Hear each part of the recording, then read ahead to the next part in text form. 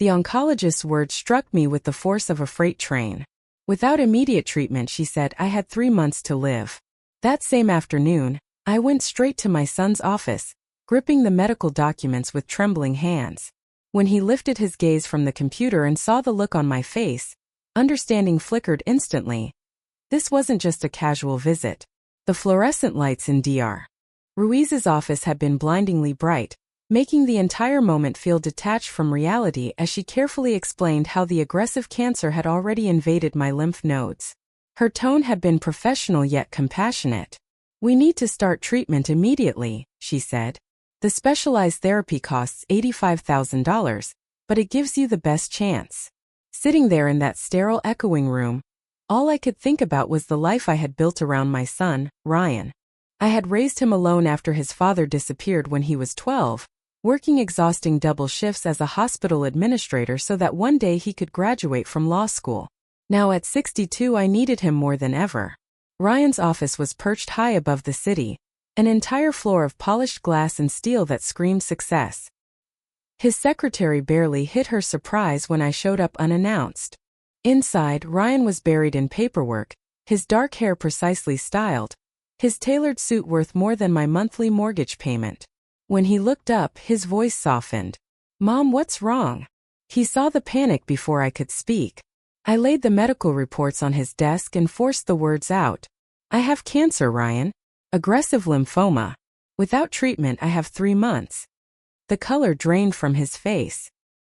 He rose quickly and wrapped his arms around me, and for a fleeting moment, I let myself believe that everything would be okay, that my child would take care of me. The treatment isn't covered by insurance, I added, my voice steady despite the fear. It's experimental, but it's my only hope. $85,000. He returned to his seat, his expression shifting back to that detached professionalism I had seen too many times. That's a lot of money, Mom.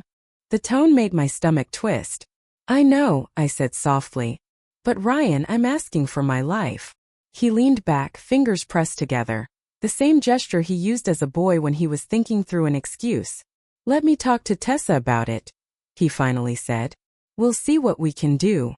Tessa, his wife of 3 years, had never been fond of me. She was the one who'd convinced him to move across town, far from family obligations. That should have been my warning sign, but hope makes you blind, doesn't it? I hugged him goodbye, whispering silent reassurance to myself that my son would not let me die because of money. After all, I had sacrificed everything for him. Surely that meant something. I was about to learn how little it truly meant. 3 days later, Ryan called instead of visiting.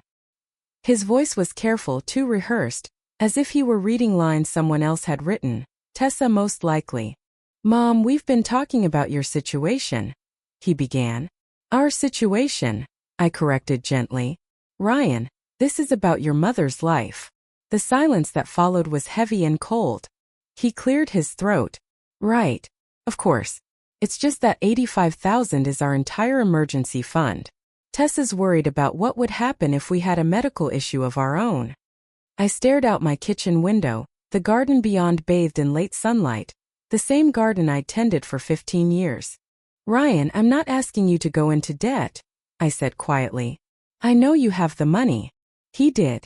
He had just made partner at his firm, and Tessa was a successful pharmaceutical sales representative. They were doing well, better than well. But he sighed, his tone clipped. It's not that simple, Mom. We have responsibilities. The house payment, Tessa's student loans, we're trying to start a family. Each word sliced deeper. I raised you alone after your father left us with nothing, I reminded him. I worked 2 jobs to put you through law school. I never once asked you to pay me back.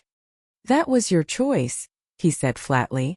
In that moment, I could hear Tessa's influence seeping through every syllable. You chose to have a child. You chose to help me. I didn't ask for that. The phone nearly slipped from my grasp. That voice, cold and distant, couldn't belong to my son, the boy I had comforted through nightmares, cheered for at baseball games, hugged after his graduation. Ryan, I whispered. I'm asking for my life. $85,000 to live. I'll find another way, he said quickly, as if to escape the guilt. There are programs, charity care, payment plans. You don't have to make this our burden. Our burden. That's what I had become to my own child. After the call ended, I sat alone in my silent house, realizing that something irreversible had shifted. The man I thought my son had become, the one I had loved so fiercely, was gone. Or perhaps he had never existed, and I had simply believed in a comforting illusion. For the next 2 days I called every charity, every medical assistance line, every foundation I could find. Each one led to endless forms, impossible wait lists, or loans that would bury me in debt long before cancer could. Time was slipping away, and every door closed before I could reach it. Then, one morning I opened Facebook and everything became clear. Tessa had posted an invitation. You're cordially invited to celebrate Tessa Holt's 30th birthday extravaganza. The photo was dazzling. An elegant card on a bed of white roses, announcing a night of dinner, dancing, and surprises at the Four Seasons Ballroom.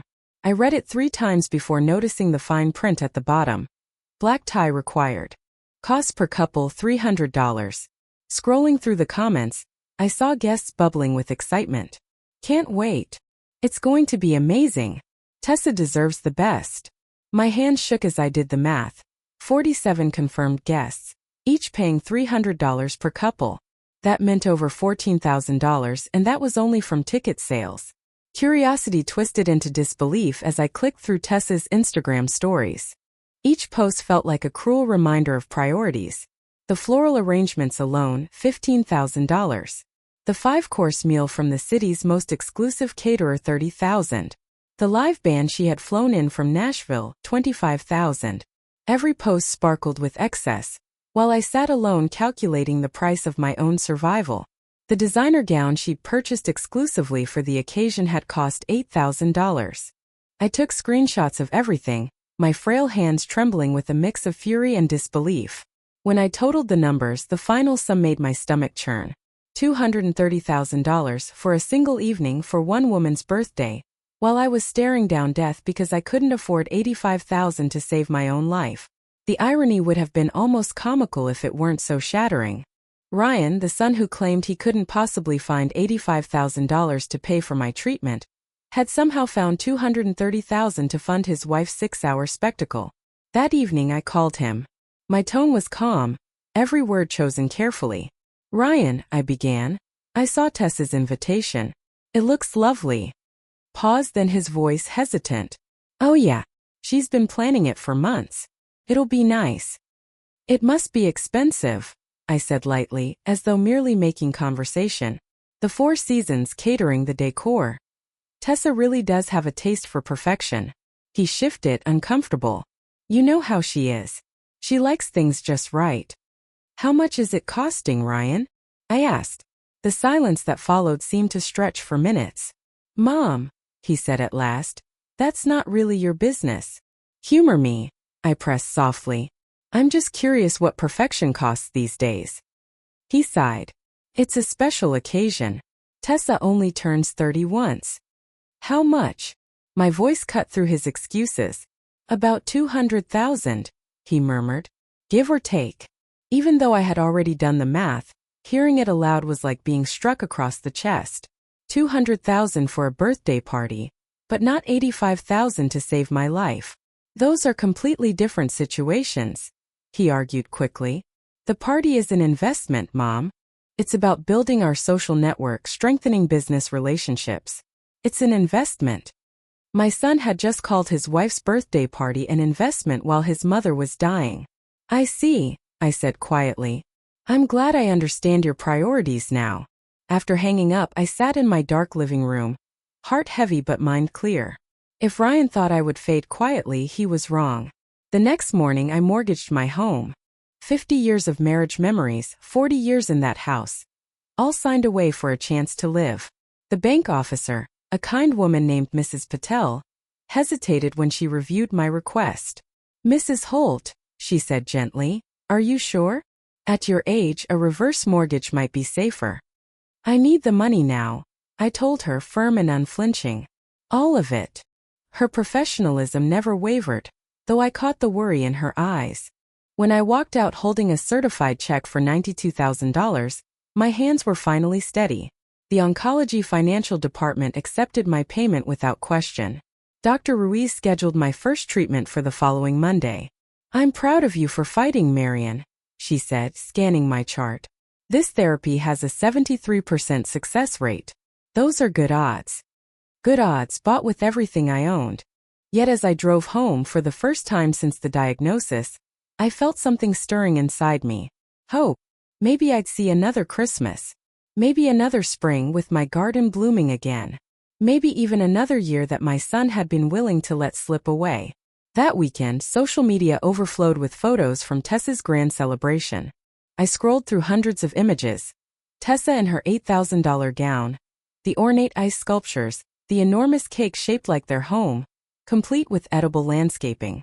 Ryan looked proud, handsome in his tuxedo, his arm wrapped around his glowing wife. One photo showed him giving a toast, champagne glass raised high, his grin wide and untroubled. The caption beneath it read, "My husband's speech about how nothing is too good for the woman he loves brought tears to everyone's eyes." Nothing too good for the woman he loved. I took a screenshot of that caption and added it to my growing folder. Evidence of what my life was worth to my own son. Less than a party. Chemotherapy began that Monday. The treatments were grueling. Each session leaving me weak, nauseated and aching, but I endured every one with stubborn resolve. Each dose cost thousands, money that had once been my security, my home, my peace of mind. Still I was alive. Every sunrise was a quiet victory, a day Ryan hadn't expected me to have, a day he had deemed not worth saving. Between treatments, as my body tried to recover, I began to plan. If I survived, and the odds said I might, I would have to decide what kind of relationship, if any, I wanted with my son. 6 months later, Dr. Ruiz greeted me with a wide smile. "Complete remission," she said. "The cancer's gone." I sat there in stunned silence, healthy again, thinking of the man who had never once called, never visited, never asked if his mother was still fighting. "You beat the odds, Marian," the doctor said warmly. "How do you feel?" "Grateful. Angry. Relieved. Devastated. But most of all free from the illusion that family meant unconditional love. Free from the weight of people who saw me as expendable. "I feel like I have a second chance," I told her. "And I intended to use it well." The first thing I did was sell my home. The mortgage I'd taken for treatment left little equity, but the sale provided enough to start over somewhere new. Somewhere Ryan would never think to look. I chose Phoenix, Arizona for its dry warmth and its distance, over 1,500 miles, from everything I was leaving behind. I rented a small apartment in a quiet retirement community. It wasn't luxurious, but it was mine and it was paid for. The second thing I did was vanish. I changed my phone number, deleted every social media account, and left no forwarding address. When Ryan's secretary called, she'd hear a disconnected tone. When he drove by my old house, he'd see strangers living there. For the first time in decades, I was invisible to those who were supposed to love me, and it was both terrifying and liberating. I spent my first month in Phoenix sleeping late, reading novels I'd long ignored, and walking the desert trails that wound behind my new home. Slowly, I began to form quiet friendships within my community, people like Elaine, a retired teacher whose husband had passed 2 years earlier. Harold was a former accountant who had divorced his wife after discovering she'd been siphoning money from their shared business. Joan rarely heard from her children anymore. They'd moved to Europe and seldom called. We were a quiet society of the forgotten, the abandoned, the discarded, yet together we were constructing something unexpectedly beautiful. A community built on resilience rather than blood. During my second month in Phoenix, Harold mentioned over morning coffee that he needed help managing the books for his small investment consultancy. "I can't pay much," he admitted, "but it's legitimate work." I had always been good with numbers, and my restless mind needed something meaningful to focus on. What began as simple bookkeeping soon evolved. I started offering investment advice, then gradually began managing small portfolios for other residents. When you no longer care about impressing anyone or earning approval, you start taking risks, carefully calculated ones. Those decisions paid off. Within 6 months I was earning more than I ever had before. And Ryan had no idea that I was not only alive but thriving. A year after vanishing from my old life, I was worth more than I had ever dreamed possible. My portfolio, and those I managed for my clients, had grown by 300% thanks to a few strategic bets on emerging technology and renewable energy companies. I had also launched a modest consulting service helping retirees navigate their investments and estate planning. Word spread quickly through Phoenix's senior community, and soon I was booked solid with clients who trusted me precisely because I understood what it meant to rebuild from nothing. My small apartment gave way to a comfortable home in an upscale neighborhood, complete with a vibrant garden where I grew my own vegetables again. I bought a reliable car, cultivated genuine friendships, and built a bank account that proved I was far from the helpless burden my son once saw. But the most profound change was inside me. The woman who had once begged her son to save her life no longer existed. In her place stood someone self-reliant, grounded, and entirely unafraid. I had learned to trust my instincts, to measure my worth by my own standards, and to never again let anyone decide whether I deserved to live. My cancer stayed in remission. My health flourished. My life belonged to me and no one else. Each morning I woke with gratitude for the second chance I had bought for myself, the chance my own son had refused to grant. Late at night I sometimes wondered if he ever thought of me. Did he assume I died quietly, as he had so easily accepted? Did guilt ever trouble his sleep? Or had he erased me completely from his memory? Those questions surfaced less and less with time. I was too occupied living the life I had fought to keep to waste thought on the man who'd been willing to let it go. Some bridges once burned cannot be rebuilt, and some relationships once unmasked aren't worth saving. 6 years after I disappeared, Ryan found me. Through the one thing I couldn't hide: success. My financial consulting firm had been featured in Phoenix Business Weekly, complete with a photo of me standing proudly before my downtown office. The article called me the investment whisperer, praising how I had helped struggling retirees reclaim control of their finances. I was reviewing quarterly reports when my secretary buzzed my line. "Mrs. Holt, there's a man here who claims to be your son. He doesn't have an appointment, but he's quite insistent." My hand froze midway to my lips, coffee trembling in the cup. After 6 silent years, Ryan had found me. "Does he look desperate?" I asked calmly. Nina hesitated. "Yes, ma'am. He looks like he's been through hell." "Perfect," I said evenly. "Send him in." I straightened in my chair, preparing to meet the stranger who had once been my son. When Ryan entered, I barely recognized him. The confident lawyer in designer suits had vanished, replaced by a gaunt man in wrinkled clothes that hung loose on his frame. His hair was unkempt, his posture slumped, his eyes shadowed by sleepless nights and regret. "Hello, Ryan." I didn't rise, didn't offer him a seat. I simply waited. He stopped in the doorway, staring at me as if he were seeing a ghost. "Mom." "Jesus. We all thought you were dead." I raised an eyebrow. "How dramatic." "As you can see, I'm very much alive." He stepped closer, glancing around my office, the sleek furniture, framed awards, and the sweeping view of downtown Phoenix beyond the glass. "This is incredible. You look amazing.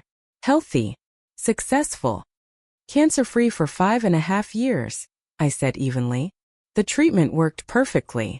Of course you wouldn't know that since you never called." His face fell, the arrogance collapsing into guilt.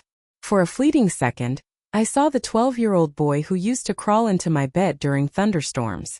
"Mom, I'm so sorry," he began. "I was wrong. I was selfish. You were exactly who you are," I interrupted. "Nothing more, nothing less. The only question is, what do you want now?" Ryan sank into the chair opposite my desk, uninvited. "I need your help," he whispered. And there it was. Not remorse. Not love. Not the longing to reconnect. He needed something. "Help with what, Ryan?" My tone could have frozen the air. "Everything's gone, Mom," he confessed, voice trembling. "The house, the car, the firm, everything. Tessa cleaned me out and ran off with her personal trainer. She'd been planning it for 2 years. Moved our money offshore. Convinced me to put everything in her name for tax reasons." He gave a bitter, broken laugh. "I was so stupidly in love. I signed whatever she gave me." I listened to his account of ruin with the same detached expression I used when reading dull financial reports. Tessa hadn't merely left him. She dismantled his life piece by piece, leaving nothing but the wreckage he had once so confidently built. Using the same cold precision she once devoted to planning her lavish birthday parties, Tessa had persuaded Ryan to mortgage their home again, this time to invest in one of her friend's promising tech startups. His voice was hollow as he recounted it, heavy with humiliation. She said we'd double our money in 6 months. The company never even existed. Fake documentation, fake websites, fake investor presentations. How much did you lose? I asked, though I already sensed the answer. Everything, he said brokenly. $2 million. Our entire net worth plus what we borrowed against future income. $2 million. I calculated quickly in my head, remembering that glittering birthday gala 6 years earlier. If they had been able to spend that kind of money then, his law practice had been thriving far more than I'd realized. The personal trainer she left you for, I said conversationally. How long had that been going on? Ryan's hands tightened into fists. At least 3 years. Maybe longer. Evan Calloway, the same man who helped plan her birthday party. They were probably laughing at me the whole time, planning their escape while I was signing checks for ice sculptures and imported flowers. The symmetry was poetic. Tessa had used the very money Ryan once refused to spend on saving my life to fund her affair and her getaway. Where is she now? I asked. Costa Rica, he replied bitterly. No extradition treaty. She moved everything into shell companies down there. He leaned forward, desperate. Mom, I know I don't deserve to ask, but I'm drowning. The lawyers want $50,000 just to begin building a defense. I don't even have $50 left. $50,000. Less than the cost of the treatment he once refused to fund. The irony was almost divine in its symmetry. And you thought of me, I said quietly. After 6 years of silence, you found me because you need money. Tears welled in his eyes. I made a mistake, Mom. The biggest mistake of my life. I should have helped you. I should have found the money somehow. I was scared, confused, listening to Tessa instead of my own heart. You chose your wife over your mother, I replied. People make choices, Ryan, and they live with the consequences. He began to sob openly, the confident lawyer stripped away until only a broken man remained. I've lost everything, Mom. My marriage, my career, my reputation, everything. Not everything, I corrected softly. You still have your life. I almost didn't have that luxury, remember? His gaze lifted sharply, and I saw comprehension dawn at last. The treatment worked, he whispered. You survived. I survived because I saved myself, I said evenly. I mortgaged my home, paid for my own therapy, and fought cancer alone, without a single ounce of help from my loving son. He buried his face in his hands. I could have lost you forever. You did lose me, I answered. 6 years ago when you chose $85,000 over your mother's life. The woman sitting here now, she's someone else entirely. For the next hour he begged. He promised change, remorse, redemption. He spoke of second chances and forgiveness, of rebuilding what he'd destroyed. I listened the way I might listen to a mildly interesting podcast, detached, attentive only out of curiosity. When his words finally ran out, I picked up my phone. Nina, I said, please bring me the Calloway file. Ryan frowned. Calloway? Evan Calloway? Tessa's trainer, her so-called business partner? You didn't think I'd let the man who helped ruin my son's life live in my city without doing a bit of research, did you? I replied. Nina entered with a thick folder. I opened it with deliberate slowness. Let's see what Mr. Calloway has been up to since fleeing to Costa Rica with your wife. Ryan leaned forward, desperate for answers. Interesting story, I continued. Evan and Tessa lasted all of 6 months before she cleaned him out too. Apparently, she's quite democratic when it comes to theft. She took his half of your fortune and vanished to Venezuela. Evan eventually made it back to the States about 2 years ago, completely broke. Ryan's face twisted through disbelief, anger, and bitter satisfaction before settling into something hollow. Good, he muttered. I hope they both rot. Well, Evan has certainly been struggling, I said, sliding a photograph across the desk. But here's the fascinating part. He's been working as a personal trainer right here in Phoenix. In fact, at the gym 3 blocks from my office. The color drained from Ryan's face. You knew? You knew he was here and didn't tell me? Why would I tell you anything, Ryan? My tone was calm, sharp as glass. We haven't spoken in 6 years. As far as I knew, you thought I was dead. I set the photo aside. But since you're here, perhaps you'd like to know what else I've uncovered. From the folder, I withdrew another document dense with legal jargon. Evan has been talking. A lot. He's willing to testify about Tessa's financial crimes in exchange for immunity, everything from forged documents to international wire fraud. Ryan snatched the papers, scanning them feverishly. This could clear me. If I can prove she manipulated me, that I was a victim too, this could save me. It could, I agreed. The federal prosecutor on your case is very interested in Evan's cooperation. Apparently, Tessa ran this same scheme on several men. You're part of a pattern.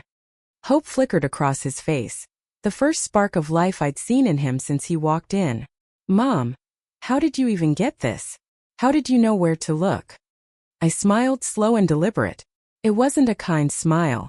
Ryan, I built a multimillion-dollar investment firm from nothing in 6 years. Did you really think I managed that without learning how to gather information? His eyes widened. Multi-million. I gestured around the office. The firm is valued at $4.2 million. My personal investments are worth another $3.8 million in total. Ryan, rebuilt from the ashes of the life you and Tessa helped destroy. He stared as if seeing me for the first time. You're rich. I'm successful, I corrected. Independent. Untouchable. No one can take what I've built away from me. He was quiet for a long moment, processing both the information and the magnitude of his fall. Finally, he whispered, You're going to help me? I closed the folder and met his gaze with eyes that had learned to be unyielding. I'm going to give you a choice, Ryan. The same kind of choice you once gave me 6 years ago. His breathing hitched. Here's your choice, I said, my voice steady as stone. I have enough evidence and influence to clear your name completely. Evan Calloway is ready to testify, and the prosecutor handling your case owes me a favor. With one phone call, I can erase your legal troubles. He swallowed hard. What do you want in return? I opened the top drawer of my desk and took out a check already written in his name. $50,000, I said evenly. Enough to pay your lawyers and start rebuilding. His eyes locked on the paper like a drowning man spotting a lifeline. But, I added, there's a condition. You have to ask me for it, I said quietly. The same way I once asked you for help 6 years ago. You have to kneel right here in this office and beg your mother to save your life. The silence between us grew thick. 6 years' worth of guilt and unspoken pain filling the air. Ryan's eyes darted from the check to my face, realization dawning like a slow sunrise. You want me to humiliate myself? He asked hoarsely. I want you to feel what I felt, I answered simply. To understand the desperation, the helplessness, the knowledge that your future depends entirely on another person's mercy. His jaw tightened. Pride and shame waged war behind his eyes. And if I don't? Then you can leave this office exactly the way you let me walk out of your life, empty-handed and alone. I lifted the Calloway file slightly. This information dies with me. The prosecutor never sees her star witness. You face those charges alone. For a heartbeat, I thought he might stand and storm out. The old Ryan, the arrogant attorney who once valued his wife's image more than his mother's survival, would have. But the man in front of me wasn't that version anymore. He was hollowed out, humbled by loss. Slowly, painfully, he sank to his knees beside my desk. His voice trembled as the words spilled out. Please, Mom. I'm begging you. Save my life. Tears streamed freely down his face. I was wrong 6 years ago. I was selfish, cruel. I failed you when you needed me most. Please don't let me destroy myself the same way I almost let you die. I looked down at him, my son, kneeling on the expensive carpet of my office, and felt something I didn't expect. Not triumph, not justice. Just a deep, quiet sorrow. This wasn't victory. It was tragedy replaying itself with new actors and the same script. Stand up, Ryan, I said softly. He rose shakily and wiped his face with the back of his hand. I handed him both the check and the Calloway file. Your legal problems will be gone within a month. Evan's testimony will clear your name completely. His voice cracked. Why? He whispered. After everything I did to you. Why are you helping me? I leaned back in my chair, feeling the weight of 68 long years settle over me. Because when I fought cancer alone, I learned something about myself. I learned I'm stronger than I ever imagined. But I also learned I don't want to become the kind of person who abandons family when they're desperate. He clutched the check tightly, fresh tears welling. I don't deserve this. I don't deserve you. No, I said gently. You don't. But that's not why I'm doing it.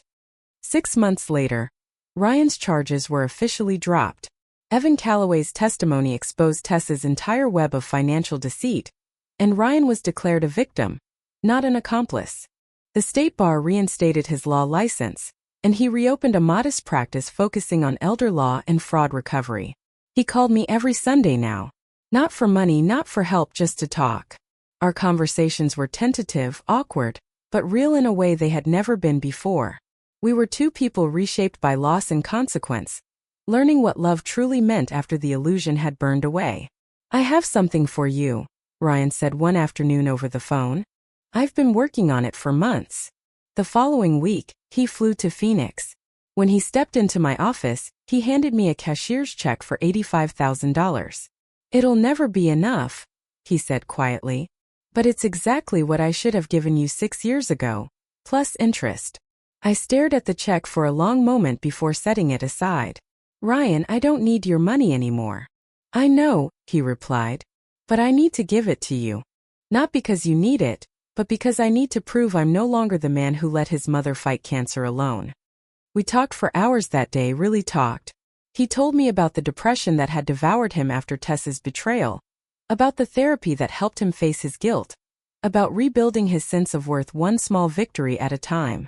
I shared stories about my company, my friends in Phoenix, the peaceful life I'd created from nothing. I'm proud of you, he said softly as he prepared to leave. I know I don't have the right to be, but I'm proud of the woman you've become. I'm proud of the man you're becoming, I replied. Not the man you were, but the man you've chosen to be now.